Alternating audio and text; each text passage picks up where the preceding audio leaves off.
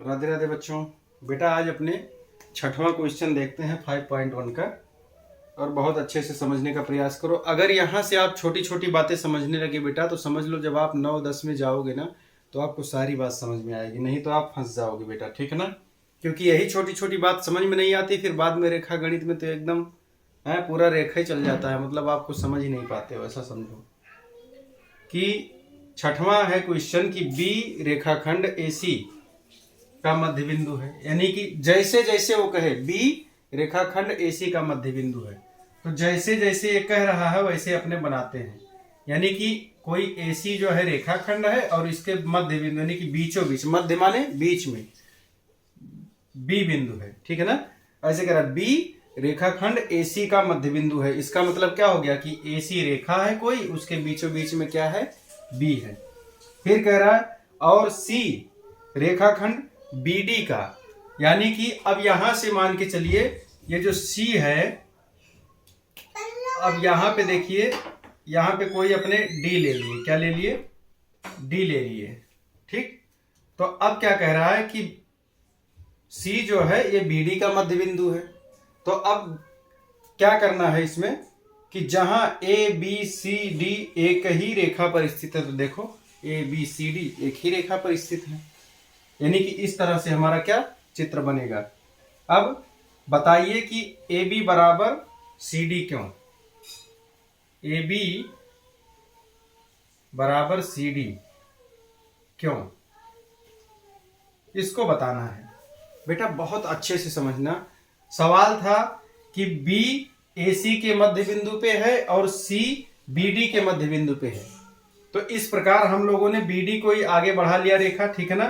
और उसके बीचों बीच भाई जितना BC है तो उसी जितना BC होगा तो BC से ही थोड़ा आगे जब बढ़ा लोगे, C बिंदु से कोई रेखा थोड़ा आगे बढ़ा लोगे D तक मान लो, तो कितना बढ़ाओगे, जब मध्य बिंदु है तो BC के ही तो जितना आप बढ़ाओगे। बात आई समझ में बेटा। तो इस प्रकार अब यहां पे कह रहा है कि AB बराबर CD क्यों, AB बराबर CD क्यों होगा, देख लो बेटा। यहां पे AB बराबर BC आप लिख सकते हो, बोलो हाँ। चूंकि ये चूंकि का चिन्ह है, चूंकि को आप क्योंकि कह सकते हो इंग्लिश में, बिकॉज, क्योंकि, ठीक है ना। क्योंकि अब यहां पे देखो AB बराबर BC अब ध्यान से देखना, AB बराबर BC क्यों है, क्योंकि B जो है मध्य बिंदु है, B AC का, AC और ये रेखाखंड का चिन्ह, B AC का मध्य बिंदु है, मध्य बिंदु है। बहुत ध्यान से देखना, ठीक है ना, आपको समझना है। क्योंकि पहले ही कहा गया था मध्य बिंदु बीचों बीच, तो AB जितना होगा उतने तो BC होगा, तो AB बराबर BC क्यों, क्योंकि इतना हो गया, क्यों, क्योंकि भाई B जो है AC रेखाखंड का क्या है, मध्य बिंदु है। बहुत अच्छे से समझना बेटा। अगर बात ना समझ में आए तो बार बार वीडियो को आप रिपीट करना, ठीक है ना। वीडियो को बार बार आप बैक करके और देखना बेटा, ठीक है ना, बात को सुनना। यहां पे क्या कहा गया है, प्रश्न कहा गया था कि AC कोई रेखा है, उसका मध्य बिंदु B है। तो भाई जब AC का मध्य बिंदु अगर B हो जाएगा तो इसका मतलब जितना दूरी ये उतने दूरी ये, तो वही तो कहा गया AB बराबर BC है। क्यों, क्योंकि B जो है AC रेखाखंड का मध्य बिंदु है, बीचों बीच वाला हिस्सा है, इसके लिए दोनों दूरियां क्या होगी, बराबर होंगी। आई बात समझ में। फिर कह रहा है कि B और D के बीच में कौन है, C है, तो यहां पे BC और CD ये बराबर हो जाएंगे। देखो अब BC बराबर CD, BC बराबर CD क्यों, क्योंकि यहां पे C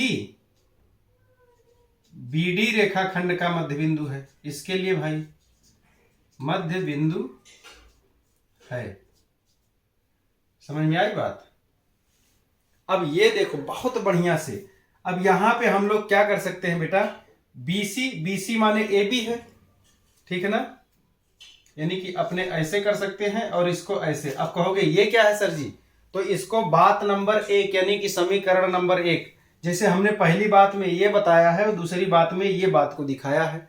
आगे आप ऐसे ही सवालों को समझोगे बेटा। अभी 6 में आपको ये बातें थोड़ा कम समझ में आएंगी, लेकिन आप इस बात को अगर मेथड से समझ लिए ना तो बहुत अच्छा लगेगा। तो यहाँ पे सर जी ये क्या आपने 1 2 लिख दिया, ये हमने पहली बात जो बताई है वो, तो बात नंबर 1, तो उसी को आगे आप कहोगे समीकरण नंबर 1। अब यहाँ पे हम लोग क्या, इसको बात नंबर 2 में हमने इस बात को कहा है, तो अब इसी बात को जो मैं कह रहा हूं इसको समीकरण नाम देते हैं, समीकरण। तो इसको समीकरण 1 और 2 से, अब समीकरण 1 और 2 यानी कि बात नंबर 1 और 2 के आधार पे हम लोग कह सकते हैं कि ए बी बराबर सी डी। बस यही हमको बताना था कि क्यों, ये कह रहा था ना कि क्यों ऐसा। तो हमने पहले इसको बताया कि ए बी बराबर बी सी है और बी सी बराबर सी डी है। तो नंबर 1 बात, नंबर 2 बात, तो दोनों बातों के आधार पे हमने बता दिया। अब कहोगे कैसे सर जी ए बी बराबर सी डी, क्यों? क्योंकि ए बी बराबर बी सी है और बी सी माने क्या है, सी डी है। तो समीकरण 1 और 2 से, तो दोनों को अगर हमने मिलाया तो बी सी की बात पे सी डी लिख दिया। आई बात समझ में बेटा? बहुत बारीकी से समझो बेटा, आप इस बात को समझ पाए भाई।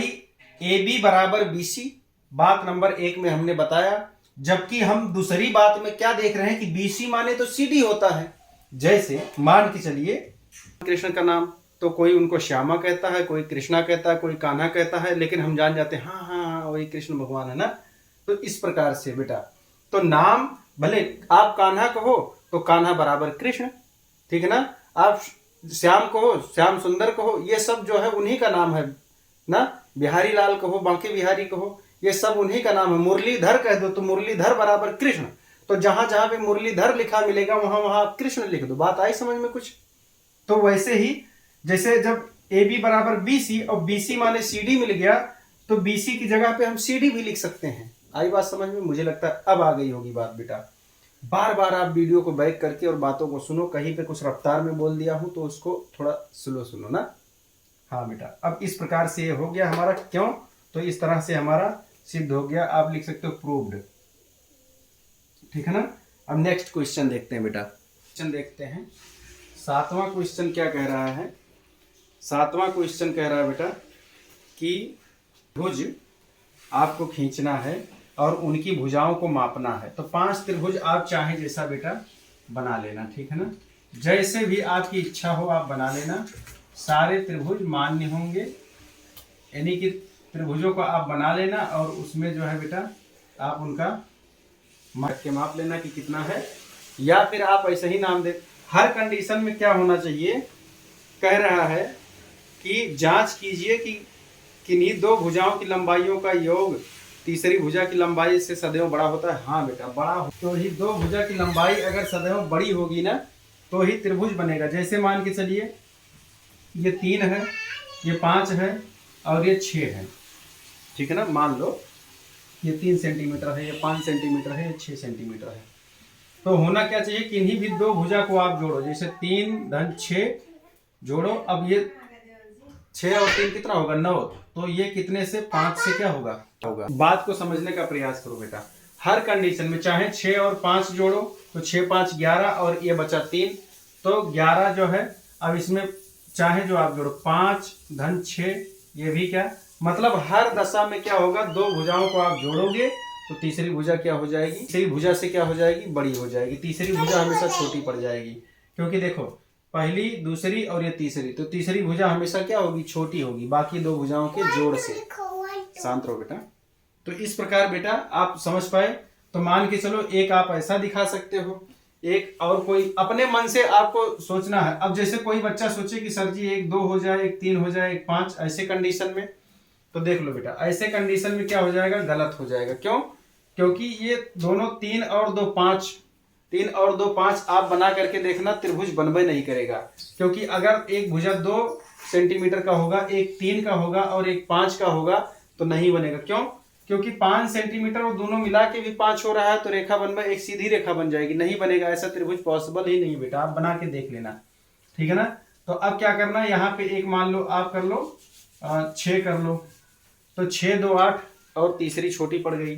तो यहाँ पे आप ऐसे लिख सकते हो कि भाई इस तरह से 5 जो है ये है, बाकी 6 2 8, ये वाली बड़ी पड़ गई, यानी कि ऐसा त्रिभुज संभव है।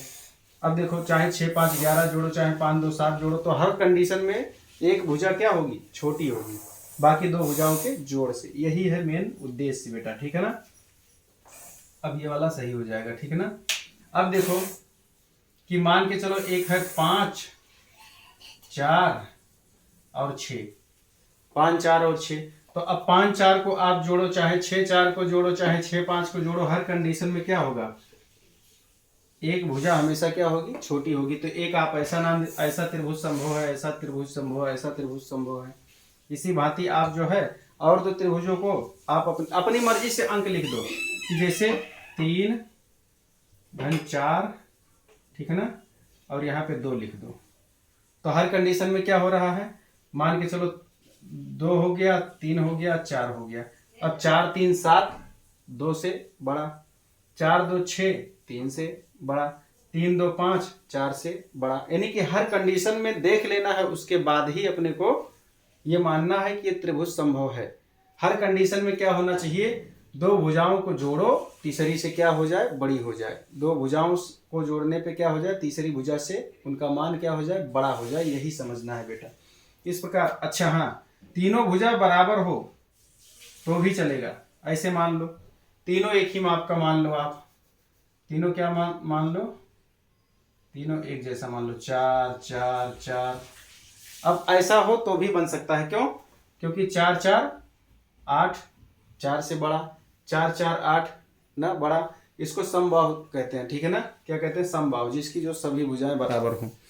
तो इस प्रकार बेटा आपने देखा कि 5 त्रिभुज को हमने दिखा दिया। अब आपकी इच्छा, आप अपने हिसाब से बना लेना। तो सारा मान बस यही देखना कि दो भुजा को जोड़ो, और हर कंडीशन में ऐसा नहीं कि एक तरफ से तो मान लो पता चला कि हो रहा है पर दूसरी तरफ से गड़बड़ा जाए। जैसे एक समझा देता हूं, मान के चलो आपने सोचा कि सर जी हम एक के बार चेक कर लेते हैं। मान लो आपने 3 2 5 जोड़ लिया। अब 3 2 5 जोड़ा, हाँ सर जी ये तो एक से जो है क्या हो रहा है, बड़ा हो रहा है ना, तो एक से बड़ा हो रहा है। लेकिन अब यहां से भी देखो 2 1 3, फिर 3, दोनों बराबर हो गया, यानी कि ये नहीं बनेगा। तो यहाँ पे सदैव सतर्क रहना बेटा, ठीक है ना। तो यही चीज कि हर तरफ से आपको मिला लेना है कि क्या, चाहे जिस दो भुजा को जोड़ेंगे तो तीसरी से बड़ी होगी। अगर ऐसा हो रहा है तो प्रत्येक दशा में होने पर ही त्रिभुज का निर्माण होगा। तो इस बात की जांच हो गई बेटा। हम लोगों ने जो भी चित्र खींचा उसमें देख लिया कि ये दो भुजाओं का योग हमेशा हर स्थिति में क्या हो रहा है, बड़ा हो रहा है। बस बेटा, अब आप लोग वीडियो को लाइक कीजिए, सब्सक्राइब कीजिए, अपने दोस्तों के पास शेयर कीजिए, और कहीं त्रुटि हो बेटा कमेंट करके ज़रूर बताना। और ना समझ में आया हो और क्या जानकारी चाहिए आप बताइए बेटा, आपकी ज़रूर हेल्प की जाएगी, ठीक है ना। मिलते हैं एक नए वीडियो में नई जानकारी के साथ बेटा। राधे राधे।